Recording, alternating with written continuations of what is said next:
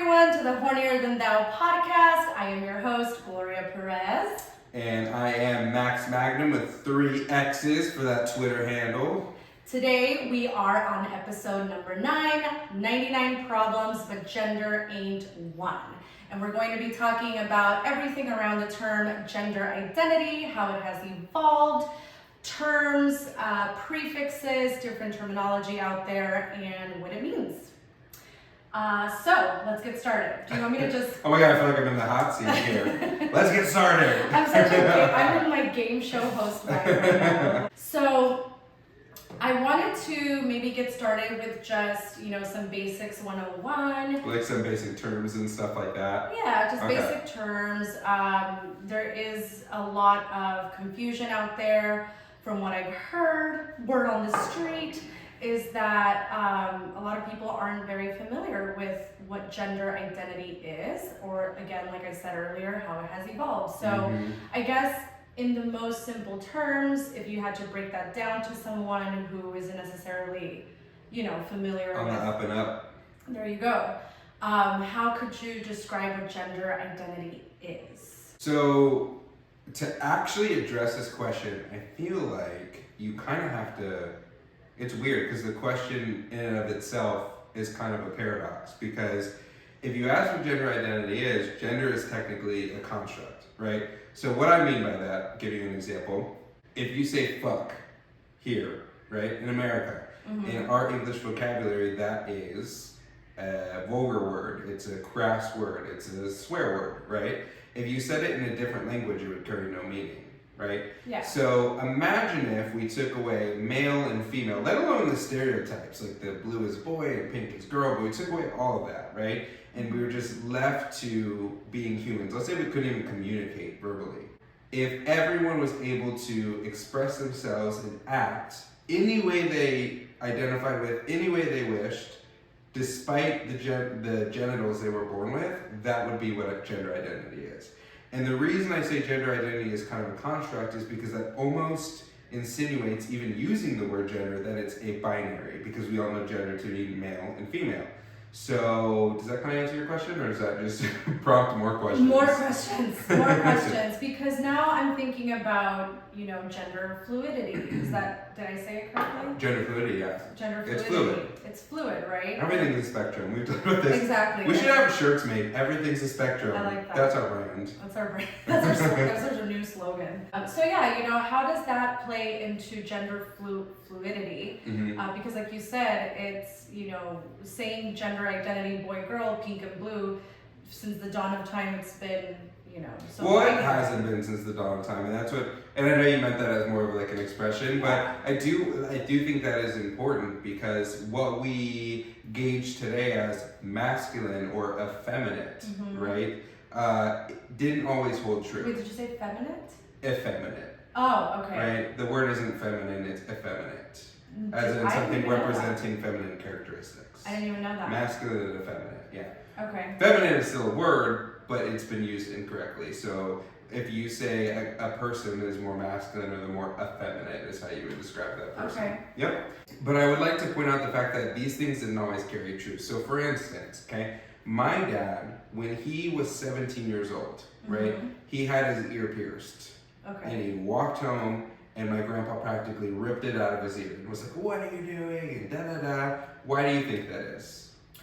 Right, I've kind of seen that before. Well, because that's something that only girls do. Right, only girls do, in quotation marks for those of you who are listening. Oh yeah, sorry, I was using air quotation marks. But yeah, it's something that only girls do, and in reality, there's so many cultures out there, so many religions or various forms of like spiritualities where piercings and tattoos are actually a sign of spirituality in and of itself.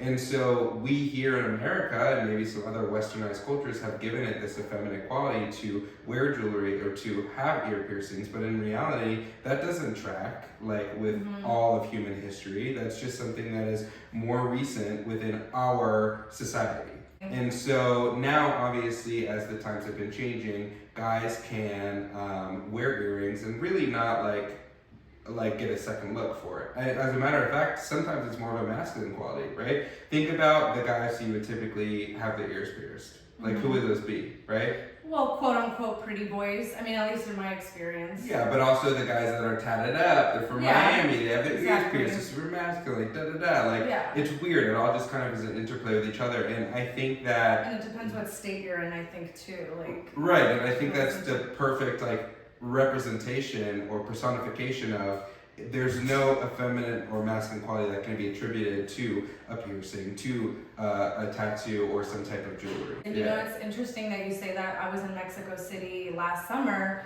and I got to go see the Teotihuacan ruins, the Aztec Empire ruins, and a lot of what we saw was all this jewelry that they would wear. You know, males, females, piercings, nose piercings. I mean, piercings everywhere. Yeah. And so that's one of the things that I thought too was, wow, like for, you know, for so long ago, like they were kind of advanced in their own way, in that, or progressive in their own way, if you will. When you think rebellion, that word in and of itself carries what a more masculine tone, a more masculine quality, right? Rebellion, fighting, anger, whatever else is associated or connotated with that word. The act of getting your ears pierced as a male, when it wasn't accepted by society as a masculine habit or, you know, action or whatever, that was seen as a form of rebellion. Right. Which was in and of itself a masculine trait, to rebel and to be dangerous or a bad boy or whatever, right? Until it was formally adopted as, hey, men can have their ears pierced and women can have their ears pierced. And that has changed in just a matter of what, like 15 years or something like that. So that's kind of my point, is that all of these things are just fads. But okay, on to more important topics. I feel like we've explained, you know, effeminate versus masculine. We've kind of touched on like fads or stylistic trends that are typically associated with either. But to get to the root of what gender expression is, we have to understand gender dysmorphia. Do you want to help us break that down a little bit? I mean, simply put, gender dysmorphia is just the idea that you don't identify as the same with your sexual organs, right? So gender dysmorphia, you know, the doctor thought you were a boy, you feel like, or you identify as a woman, right? Or vice versa. So let me make sure I'm understanding. Let me make sure I'm registering this. So if, in regards to gender dysmorphia, if I'm using myself, born female gender, but if I was to identify as a male, would that mean that I have gender dysmorphia?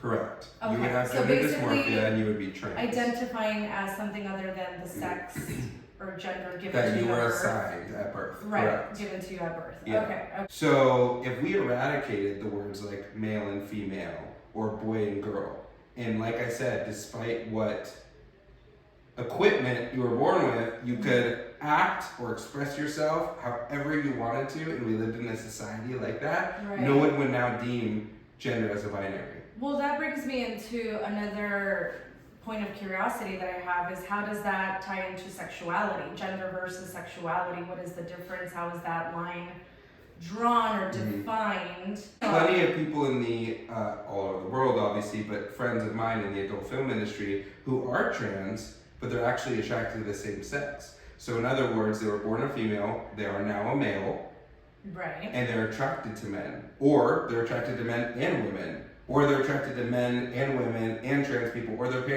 would be pansexual, right? Okay. So they'd be trans and they'd be pansexual. So that is why gender identity and sexuality are not linked. A really quick side note, really quick. What is pansexual for those listeners that maybe are not very clear on that term? Pansexual means that you don't, you're not attracted to the genitals, you're attracted to the person. Yeah. So let's talk prefixes then. I am still trying to fully understand and make sure that I wrap my head around. So cis means, and correct me if I'm wrong, and I'm going to glance at my phone because I have notes, y'all. Cis is when you identify with, and this is my little, what do you call it? My paraphrasing of it. That's the word I was trying to look for. This is my paraphrasing of it. It's when you identify with sexual organs you were born with. Cis, the prefix itself, meaning the same side or on this side. So, for example, I want to make sure I have this right. I'm a straight, heterosexual female.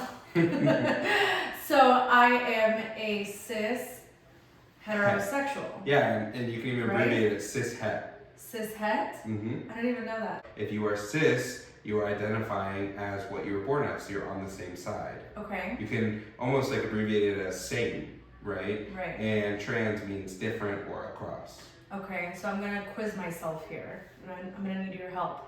So I just explained what my prefixes would be. You would be a cis homosexual Correct. male. Correct.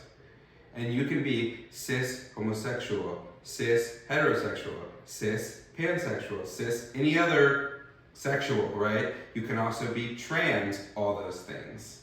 Okay. So that's why sexuality and gender identity are not linked. Got it. Make sense? Yeah, that makes sense. All A right. little crash course here. We've kind of made it sound like there's 2 layers here, and there's really 3 layers on the topic of gender identity, right? So there's your base layer, which is sex. There's your second layer, which is gender, and there's your third layer, which is sexuality. So, that being said, the first layer, which is sex, this is really your biology. This is your DNA. This is, are you XX chromosome, are you XY, or for a rare occurrence, there's actually more than just those 2 options. So this really comes down to male, female, or intersex. Then the next layer up, you're talking about, who you identify as, right? Man, woman, or non-binary, and then above that is sexuality. So sex being, what you're born as, gender being who you identify as, and sexuality being who you're attracted to.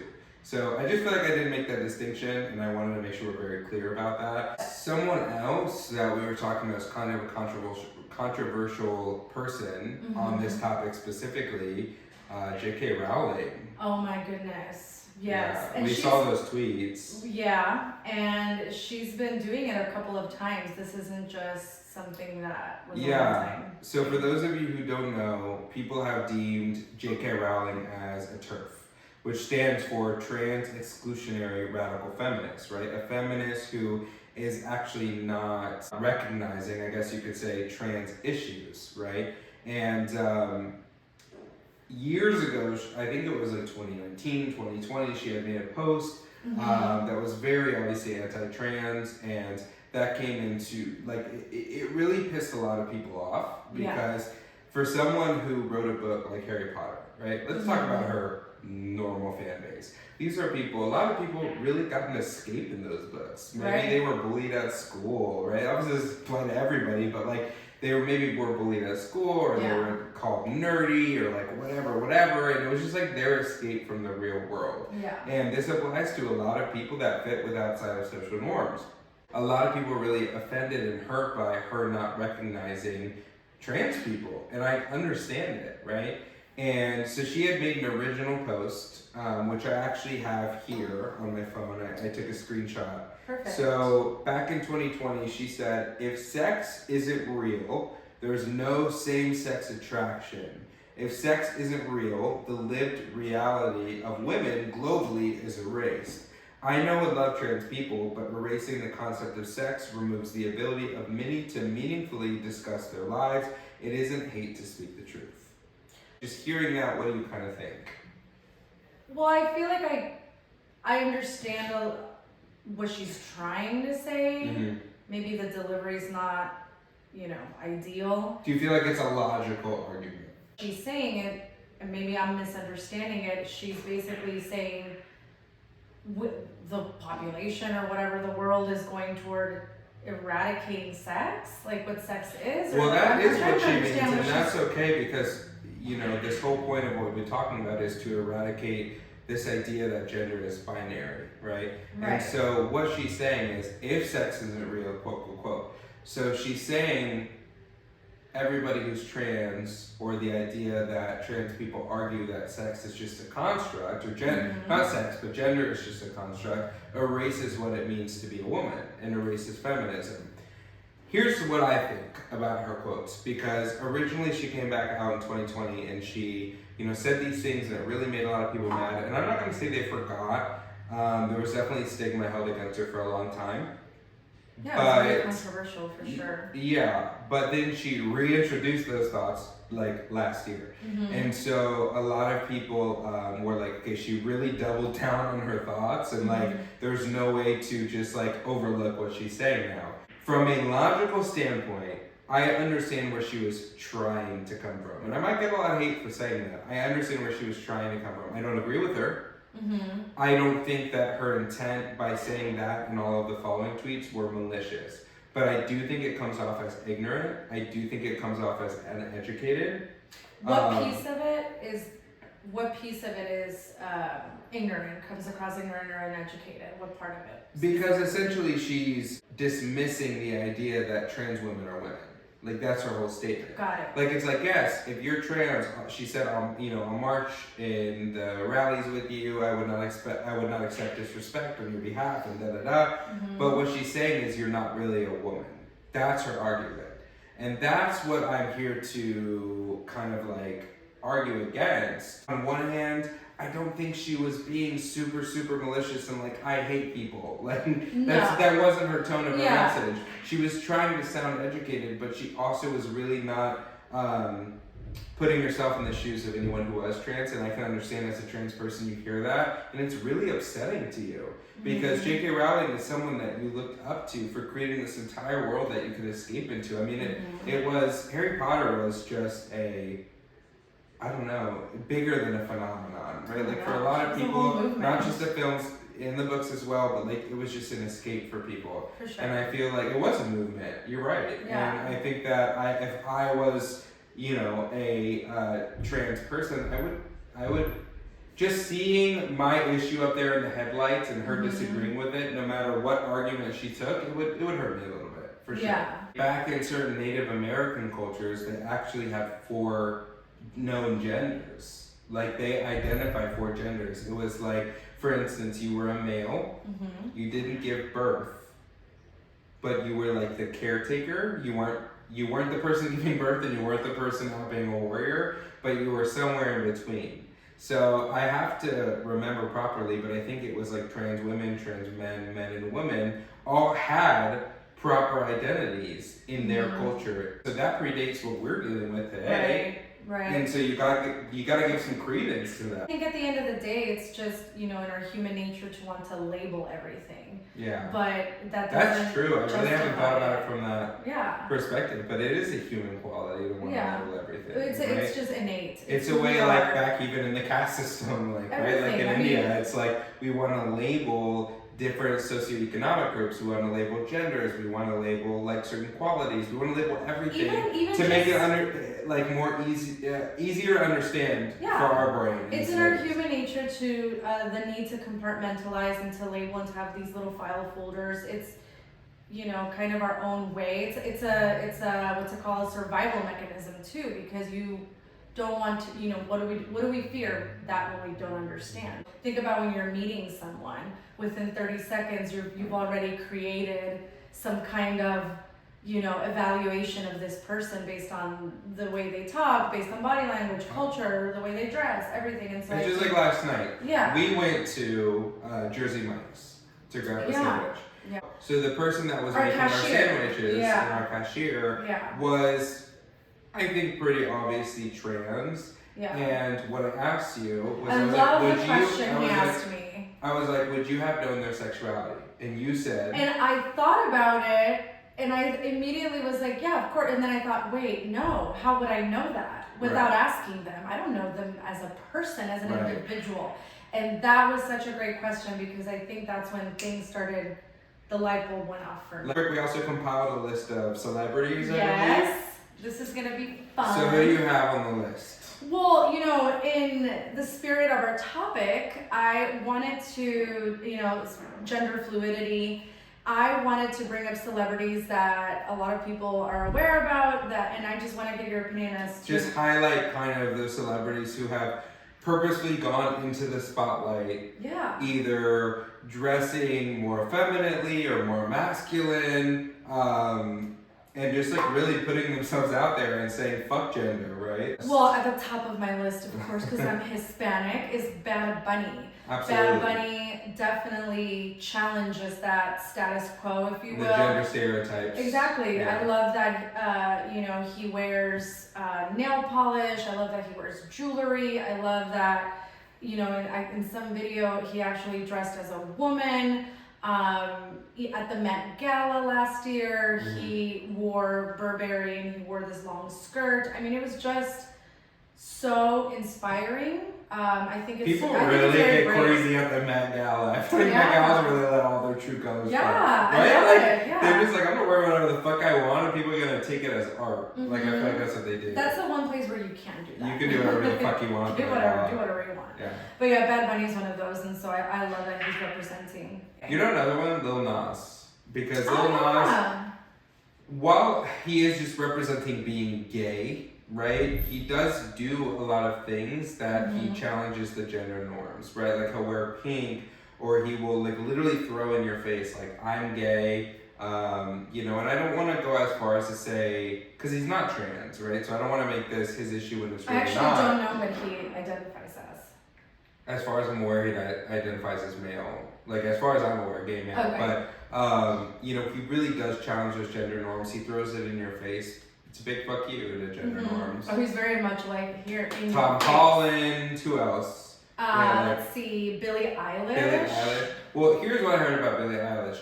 I heard she dresses like this because she doesn't want to be over sexualized. Because she did start out in the industry when she was like 16 years old. Did she? Yeah, and I feel like that's a big statement, and I really appreciate that. But I would say she does experiment a little bit with like the baggy clothes. Yeah. Ruby Rose.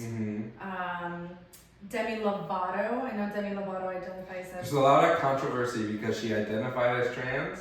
Demi Lovato. Or actually non-binary. That's why they call they. They, right? Right. Her pronoun. Mm-hmm. Sorry. But then I pronouns. think she's since gone back to her. Okay. So. Okay. That's something. And I don't really have any information. Yeah. Any more information on I don't have. Here's what I do know about Demi Lovato. My cousins work for iHeartRadio, and they do like a bunch of portraits of celebrities. And I asked them, who is the nicest person you've ever worked with? Who's the nicest, sweetest, like best celebrity I ever worked with? They said Ariana Grande. I thought you were gonna say Demi Lovato. No, Ariana Grande. I said, who's the fucking biggest bitch you've ever worked with? Like, who's been the worst? And they said Demi Lovato. Really? And I was so sad to hear that because I loved Demi Lovato. I was not I loved all of that. her music. Like, I was a big Demi fan. And after hearing that, I still like her music, but I'm not super on board with the personality, I guess, anymore because I understand that she was like ordering around her, people and like whatever. Her crew, yeah. Oh, I didn't know that. That made me sad to hear. Yeah. Yeah. She was so great in what is it, that Netflix special with Paris Hilton, Cooking with Paris.